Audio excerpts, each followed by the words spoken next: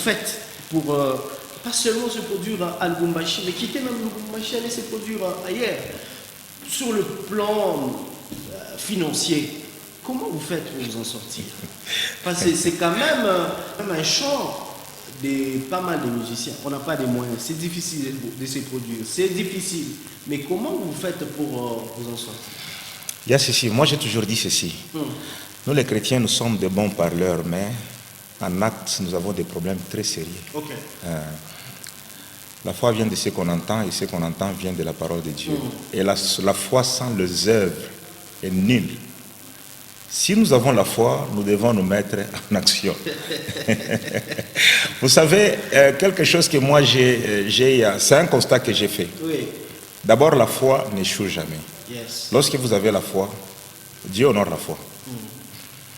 Nous parlons de la foi, mais nous avons peur de nous lancer. Je ne sais pas si vous me comprenez bien. Nous parlons de la foi, mais nous avons peur de nous lancer. J'ai toujours donné cet exemple de la multiplication des pains.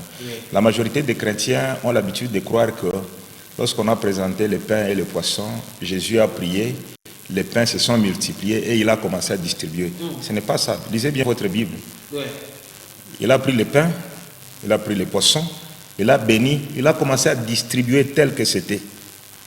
Ça s'est multiplié en distribuant. Dieu nous attend. Il veut voir si réellement nous avons la foi. C'est là où il y a les problèmes. Nous devons poser le premier pas. Poser le premier pas. C'est ça le grand problème des chrétiens. Il n'est pas tellement important de continuer à pleurnicher. Même moi-même, vous savez, nous devons accepter de risquer. Lorsque nous étions en train de préparer ce concert, le projet n'était pas d'aller faire dans cette salle-là. Nous étions en train de chercher aussi des choses, des petites salles, un petit concert. Mais au fur et à mesure, lorsque nous étions en train de chercher des salles, des réunions, mais on s'est dit, est-ce que nous allons faire seulement un concert là, terre à terre? On s'est dit, non, quand même, on doit faire quelque chose de grand. Mais il fallait voir les budgets, ça va se faire comment? J'avais entendu une personne dans l'organisation qui me dit, non, qu'on prenne seulement la décision, qui sait si Dieu va pourvoir? C'était juste cette parole que j'avais prise. On a pris juste cette parole. Et au fur et à mesure, quand on a commencé, Dieu a commencé à opérer des miracles. Le problème, ce n'est pas seulement des sponsors. Parce qu'il y a des termes qu'on doit éviter à employer, nous, en tant que chrétiens. Dieu soutient son œuvre lui-même.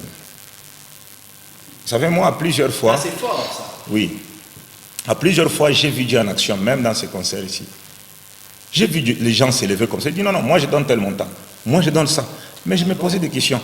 Qui suis-je? Le problème, ce n'était pas moi. Ils ont trouvé bon de servir leur Dieu. Les mêmes personnes, si vous leur demandez, donnez-moi tel montant pour... Ils vont vous dire que je n'ai pas. Vous voyez? Mais lorsque nous avons commencé à faire l'œuvre de Dieu, et ils nous ont vus nous-mêmes en train de risquer, ils ont dit non, non, nous devons aussi mettre. Les gens ont commencé à mettre de l'argent. Pourquoi? Parce que nous avons accepté de commencer. Donc ce n'est pas important de continuer à pleurnicher, oh voilà, il n'y a pas de sponsor.